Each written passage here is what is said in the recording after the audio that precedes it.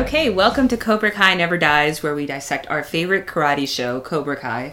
Possibly the only karate show still on the air. Unfortunately, there's been a dearth of karate shows recently. So.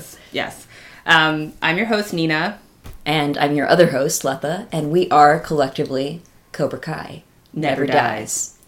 So, how did you get into this show, Lata? I say as someone who forced you to watch this show. I got into the show because this asshole I know forced me to watch this show. What is your relationship to karate, if any? I took 2 karate lessons when I was a kid, where you dress up in, with the little outfit and the white belts. The gi, yes. And for whatever reason, I never went back after that. So maybe my interest in Cobra Kai as a show is about all of my failed ambitions. So you had a choice to not go back. That's interesting.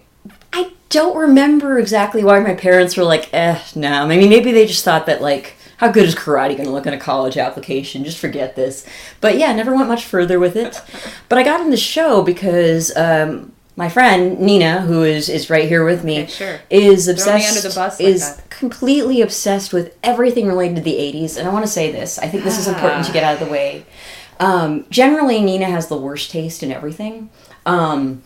And I'm silently fuming. I take all of her recommendations with a huge grain of salt. So when she told me, you really need to watch this show, Cobra Kai, I was like, what? It's a sequel to The Karate Kid? From the point of view of the villain from The Karate Kid? I'm going to love watching you eat crow episode after episode. I watched it. I loved it. It proves to be, to this day, the only thing Nina's ever recommended to me that actually was as good as she said. But okay. Yeah, so that's how I got into it. How did you get into it? I also was forced into karate lessons, but not just karate lessons, also taekwondo lessons. Because, it was the early 90s and it was California, and this is a thing that you do. There was not just one dojo, there were multiple dojos. And I was pretty terrible at it because me and my brother never practiced. I think we got to an orange belt for both, and then we were just really terrible at it. So what you're saying is that you couldn't just we were also failed karate accolades. You couldn't drop and kick ass. And at this also, moment. I will say we didn't form a strong and lasting bond with our dojo instructor, and our parents had already put us in 50 other activities, so it was worthless at the end of it. All right.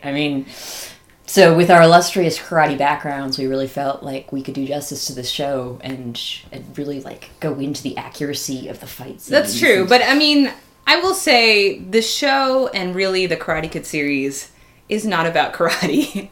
I think anyone who watches even 5 minutes realizes it's about so much more than that. So I've watched all of the Karate Kid movies, the original 3. I have not watched the Hilary Swank version or the Will Smith's kid version But if we continue with this podcast, I want to say we will get to them eventually. Yes, we will. But yeah, when I saw the trailer come out for this show, I was super pumped, and it is just a spectacular show. So we're going to go each week. We're going to go each deep. Episode, and we're going to go deep. And I want to just say from the start, we have seen both of the seasons that are currently available on YouTube, but we're not going to spoil anything as we go along. Yes. We'll try not to. But, we actually love this show, and there's not a lot of people dissecting every moment and facial expression, so we're there for that. Yeah. And every song and every 80s beat. Mm-hmm. Every beat. Yes. So let's start at the beginning. Yes. So it opens to, what is it, December 1st, 1984. December 19th, you Philistine. Okay, so, yeah. Lata will also be debuting her extensive SAT vocabulary. Anyway, December 9th, 1984? 19th, 1984. I can't understand dates anymore. It was a long time ago. It was a big day, though. I was not born yet. I was born. Sadly. Oh my god. It was the day of the All Valley Under 18 Karate Tournament. It was the day that Johnny Lawrence, blonde, wearing his black Cobra Kai gi. And is it a gi or a gi? I think it's a gi. It's a gi. Oh man. Anyways. Yeah, he faces off against his epic rival, Daniel LaRusso, played by Ralph Macchio. And this is really a powerful scene because I think it sets the tone for like all of the weird unresolved trauma that follows these characters through the show.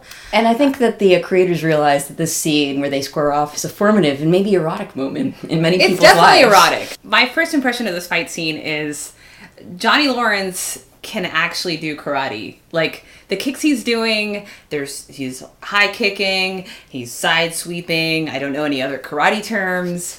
And Daniel's just kind of standing there like a deer in headlights. He gets a couple points in early. Yeah. So, I mean, inexplicably, the score is LaRusso 2, Lawrence 0.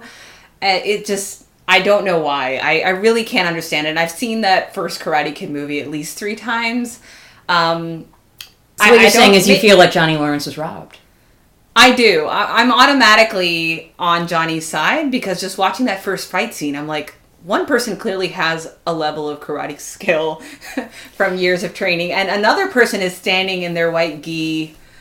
Looking kind of dopey, doing that crane kick at the end, the famous one-legged kick where he gets Johnny Lawrence in the face.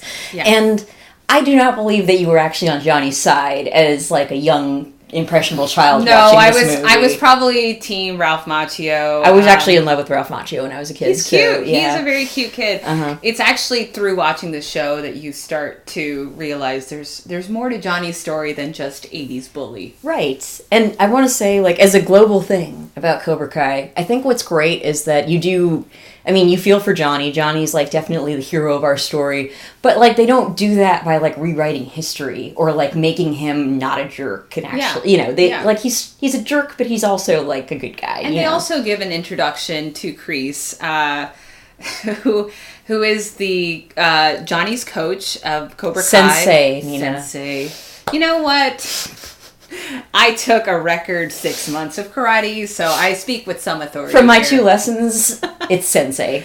Sensei John Kreese, who is karate coach. My God, who is giving all sorts of terrible advice: sweep the leg, cheat, etc. You see, yes. Even if you've never seen the Karate Kid movies, as full disclosure, my husband has not seen a single one of them, and yet we're still married. It's weird, but like he enjoyed Cobra Kai a lot, despite not having the necessary background to appreciate all the nuance. Yeah. So the end of the fight, they're tied, and then Daniel LaRusso does his dopey crane kick, ends up winning the match, and then we open to present day. Yeah. Johnny on the ground at the tournament, and then it's Johnny on the ground as like a 40-something-year-old man. How old is he? Not on the ground. He's like in a bed in a shitty apartment. I don't know. I assume mid-40s, 50s, something like that. And you really like the first sort of montage. He's like Johnny going about his life. He lives in like a shitty apartment. He's like eating Spam, drinking Coors. No offense to the good people of Coors, sponsored this show. It is a very bland Southern California apartment. It's very depressing. And the other thing I want to say is that I think both of us are from California. We're from Northern California, and this show is set in Southern California. But still, there's a look that California has that no TV show ever really captures because they're so concerned with, like, showing you the beach and, like, the rich people and stuff. But, like, I don't think I've ever seen like this California, which is like totally the real California, which is like tons of strip malls and smoggy air and like it's all like not karate dojos. Right, yeah, it's all, I'm not saying it's like run down or bad, but like I don't think people realize that most of California is sort of just like endless strip malls. And like anyways, so I really like that touch. I also like so in the opening montage, you see Johnny going about his life. He, I think, works in construction. He's, like, not having a great day or a great time. And I also like that, like, he sees, like, these billboards for LaRusso. This is our first introduction to Daniel LaRusso. Neither one of them apparently has left the area, which is also kind of inexplicable. That's interesting, too. And, like, but yeah, he sees these LaRusso billboards for LaRusso Auto Shop, or, like, he's Daniel LaRusso grew up to be a car dealer. And I also love that, too, because you can tell, like, Johnny's really irritated when he sees the billboards or sees the ads for LaRusso cars, like, on TV. But, like, being a car dealership owner is, I mean, it's cool and he's very successful, but it's also, like, not like he's, like, mayor or something like that, you know? Yeah. I really like his true hell. Yeah, I Mayor like that everybody... LaRusso. Oh my god. I like that they keep everything a little small scale. It's Were you like... surprised that was his job? You know, not really, because it's just like, okay. It's like, it's one of those things, like, I guess I just love, like, how the show, like, really, like, despite being about, like, dueling karate rivals, like, it really has, like, a good sense of scope. And it's just like, yeah, so, you know, Johnny Lawrence isn't like Daniel LaRusso isn't like a movie star or something. He's like a successful car dealership owner, right? And it's just like, okay, that's kind of like how most of our rivalries play out in real life. Like, they keep, like, a fair scope to them. Yeah. So he's having a shitty day, obviously. He's some sort of, like, repairman for rich people. He gets into it with a customer. And yeah, he's just like... He's putting the TV on the wrong wall. They get into it. He gets fired. So this is when he starts drinking and driving, I guess. Or no. Backing up. We get into his first official meeting. With Miguel. Yes. Who will become the heart of the show. Yeah, this is kind of the central relationship. So Miguel lives in his building. He just moved in with his grandma and his mom, and... He's an adorable little teen. Yeah, he's adorable. And also, I mentioned this while we were rewatching this episode, that, like, he's one of the few high school show heroes who looks like a high school kid. Like, he doesn't look like a 28-year-old. He looks like he's actually, like, 16. I think he's actually... Yeah, he has braces. Yeah, he has Which would braces. be weird for a 28-year-old actor. A little bit, yeah. And, yeah, Miguel's adorable and, like, just starts making conversation with Johnny Lawrence, and Johnny's just not having any of it. Johnny's just like, whatever. Leave me alone, kid. You know. So then we get to... They meet again by the mini mart. So he's having his shitty day. I don't know at what point, but every time he's in his car, it seems like the LaRusso auto commercial comes on. It's a super annoying commercial. Yeah, it's like LaRusso just... Oh, I should mention this. I kind of figure if you're watching a Cobra Kai podcast, like, you've seen the show, but, like, if you haven't, they have this horrible slogan, we kick the competition, and then Daniel does not a kick, but a karate chop. That's because he doesn't actually know karate. I think it should be, as you will see throughout the show, I don't believe that he knows any karate. And so that's why he has his dealership, and... he gives away a free bonsai to all of his customers, and it's just... Before he actually meets Daniel LaRusso for the first time in several years, he's, like, haunted by his disembodied voice coming through his TV, trying to sell him a discount car. He's driving around the city, and he's on these billboards. Kudos to Ralph Macchio, like, just for making his character pretty obnoxious, you know. Like, no one is on Daniel LaRusso's side after you've seen the commercials. For sure. But yeah, so anyways, what happens is that Johnny is at, like, the sleazy mini mart in a strip mall, and Miguel's getting harassed by, like, some local bullies. And I want to mention about the local bullies. The Asian bully? Yes, the Asian bully. I underlined that. So if you go to school in California, as we did... you know, Asians never get to be bullies. Yeah. We're Asians, and we never get to be bullies. So, you know, I was just, like, so happy that, like... He was not just a bully, he was the leader of the bullies. He was the lead bully. He was an example to the other white bullies. He was not a sidekick bully. No. This Asian man, like, stood up and said, I will, too, pick on defenseless kids. Yeah. And, I don't know, representation, score. And he was picking on a Latino nerd. Right? Barriers shattered everywhere. It was amazing. So, you know, kids, really, you can watch this show and know that you can grow up to be anything you want to be, including just messaging. A dick. Yeah. So Miguel buys some Pepto-Bismol for his grandmother or something. Him and Johnny have, like, a little interaction, but basically, like, what happens is he goes outside, like, the school bullies start taunting him, pushing him around, they pour his Pepto-Bismol on his head, they decide to call him Rhea, a nickname that sticks around for a little bit. And then, like Johnny's just there eating, like, a slice of disgusting pizza. He's not getting involved until they throw Miguel into his car, which is, like, a red Pontiac Firebird and clearly the love of his life. And so... The only way we know the name of that car is because they said it. There's no way I would be able to tell what classic car that is. Yeah, no, we're not classic car people. Clearly we're karate people.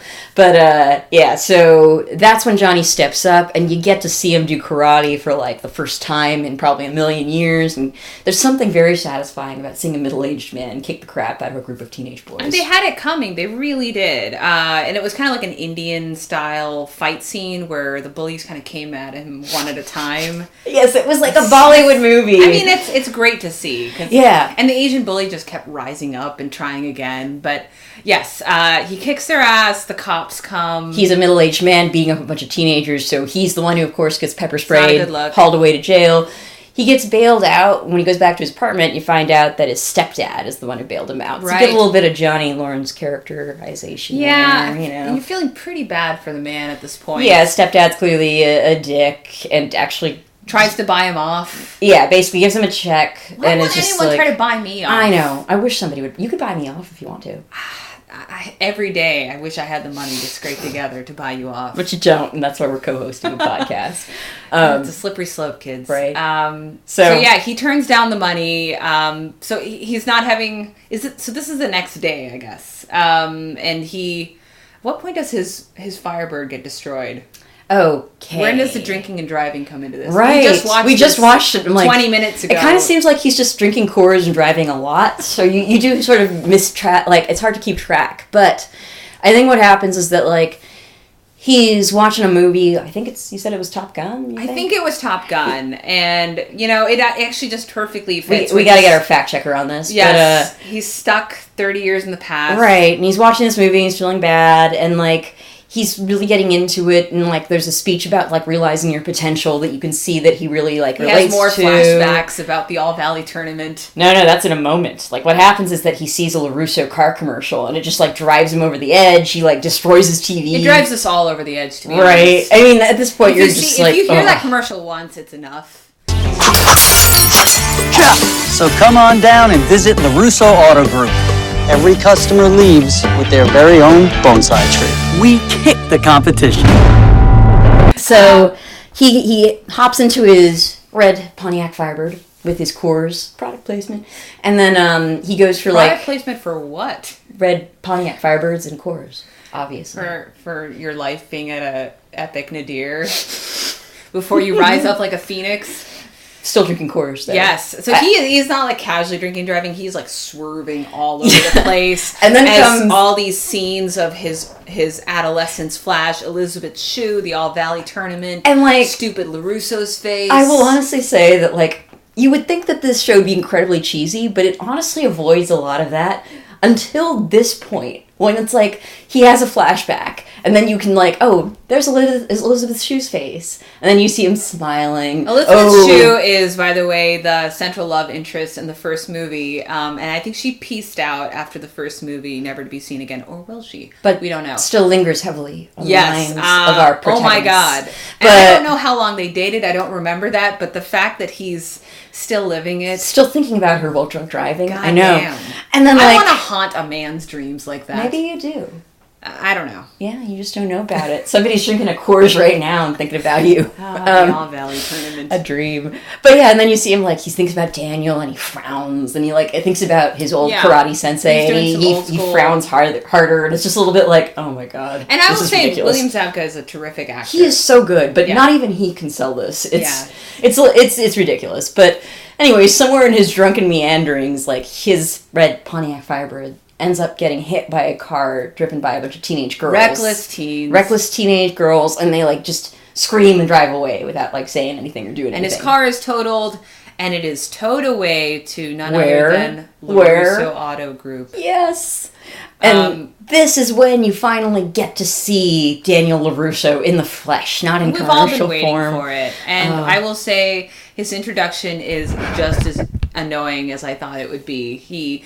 He makes it extremely awkward by pulling him in for a hug. It's like, hey, you old high school rival, and then pulls him in, and William Zabka's like has his arms crossed, and it's so good. I liked that because, again, I really like that a lot of things are like weirdly realistic about this show, and that's probably how you would greet somebody who was your karate rival in high school, like. Yeah. Hey, that's how I greet all my karate rivals. That's how we greet each other, and we're kind of like karate rivals. And in a certain sense. And it's so weird because in one or two sentences, they managed to talk about, hey, remember that illegal kick that you gave? I don't remember it that way. Hey, remember Elizabeth Shue, the girl you stole away from me? But they're still doing this perfectly civil like way that grown-ups meet. Like, oh, hey, oh my God, you guys should meet Johnny. We go way back. Yeah. Yeah. And no one can really tell the simmering tensions underneath.